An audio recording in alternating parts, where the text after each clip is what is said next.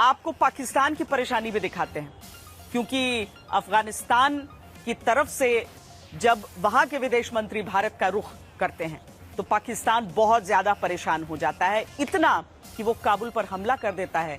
लेकिन अफगानिस्तान की सरकार की तरफ से पाकिस्तान को खबरदार कर दिया जाता है।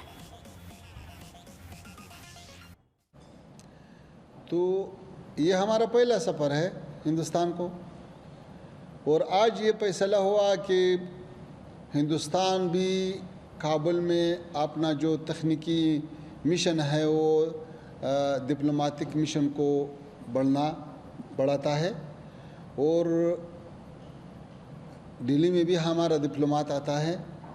तो ये ऐसा आस्ता आस्ता चलना, फिर वो नॉर्मल तक पहुंचना, ये हदफ है। 15 अगस्त 2021 वो तारीख जब अफगानिस्तान पर तालिबान का दोबारा कब्जा हुआ। तब लगा कि अफगानिस्तान में पाकिस्तान की चलेगी, भारत का क्या होगा। लेकिन 4 साल बाद तस्वीर पूरी तरह पलट चुकी है। तालिबान भारत से रिश्ते बढ़ा रहा है और पाकिस्तान को धमका रहा है। अफगानियों का हौसले नहीं आजमाया, उसको ज़्यादा छेड़ना अगर लोग करता है तो वो एक बार अंग्रेज़ से पूछे, फिर सोवियत यूनियन से पूछे, फिर अमेरिका से पूछे, फिर नाटो से पूछे, ताकि वो आपको थोड़ा सा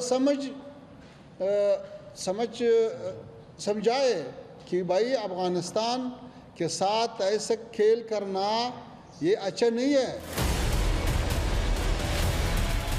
तो तालिबान के विदेश मंत्री पाकिस्तान को इतिहास याद दिलाकर बता रहे हैं कि हमें मत छेड़ो वरना अंजाम बुरा होगा।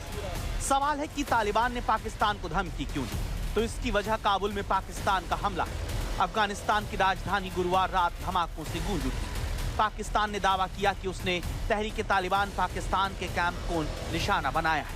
पाकिस्तान ने यह हमला उस वक्त किया जब तालिबान के विदेश मंत्री अपनी पहली भारत की यात्रा पर नई दिल्ली में मौजूद है। पाकिस्तान के इस हमले से साबित हो गया कि वो नई दिल्ली और काबुल की बढ़ती नजदीकियों से घबरा गया है और इसी परेशानी में वो तालिबान को नाराज करने वाला हमला कर बैठा है। सरहदी इलाकों में जो हमारे दूर दराज इलाके हैं वहाँ पे कुछ अटैक हुआ है, हम उसकी मजम्मत करता है, और हम पाकिस्तान हुकूमत का ये काम एक बड़ा गलती समझता है, और इससे मसाइल हल नहीं हो सकता है।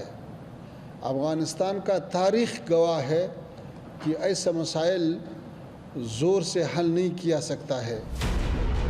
काबुल पर पाकिस्तान के हवाई हमले का मकसद तहरीक तालिबान पाकिस्तान के चीफ नूर वली महसूद को मारना था, जिसने साल 2018 में इस संगठन की कमान हाथ में ली और पाकिस्तान को रुला दिया।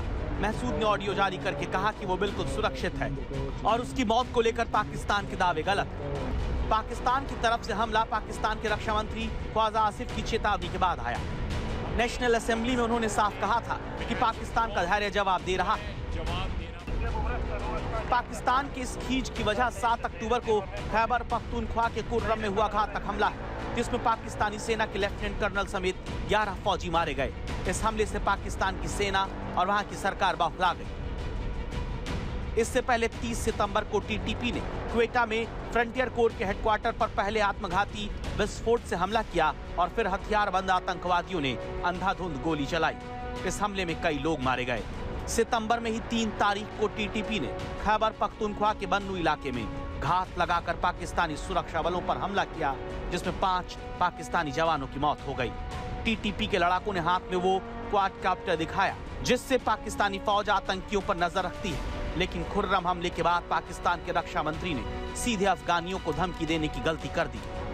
जानकारों को लगता है कि पाकिस्तान ने काबुल पर हमले का समय तालिबान और भारत को संदेश देने के लिए चुना, ताकि 6 दिन के भारत दौरे पर आए तालिबान के विदेश मंत्री को संदेश दिया जा सके कि भारत से करीबी अफगानिस्तान को महंगी पड़ेगी। लेकिन तालिबान के विदेश मंत्री ने पाकिस्तान से लेकर अमेरिका तक को एक सांस में धमका दिया कि अफगानिस्तान के तारीख गवाह है कि अफगानिस्तान में कभी भी कोई खारिजी जो मिलिट्री है वो वहाँ पे लोग कबूल नहीं किया है, इससे बात भी कबूल नहीं करता है।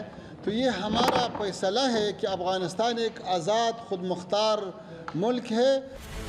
तालिबान की धमकी पाकिस्तान की बर्बादी का बिगुल हो सकती है, क्योंकि टीटीपी और तालिबान दोनों ही छापेमार युद्ध में माहिर माने जाते हैं। अचानक हमले करके पाकिस्तान की सेना को नुकसान पहुंचाते हैं। पाकिस्तान की अगर तालिबान से दुश्मनी बढ़ती है तो इससे पाकिस्तान की सुरक्षा एजेंसियों के लिए चुनौती पहले से कई गुना ज्यादा बढ़ जाएगी।